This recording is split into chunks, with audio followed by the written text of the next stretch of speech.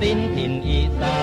นสวรรค์วิมานแห่งสันติธรรมเมืองแม่บุญบ้านก็คุณเราทำสวยเลอลังภูคำฟ้าไทยกาฬสินธุ์ถิ่นแดนสูงเสมือนชักจูงเราสูงส่งไปประจำแหล่งภูมิธรรมอำไพแล้วอาศัยชัยโชคโลกเราพื้นดินพื้นทรายไม่รายไม่แรงหรอกเจ้าเมื่อเรารู้เท่ากรรมแห่งฟ้าเก่าเราพ้องกาฬสินธุ์ถิ่นอาถรรพ์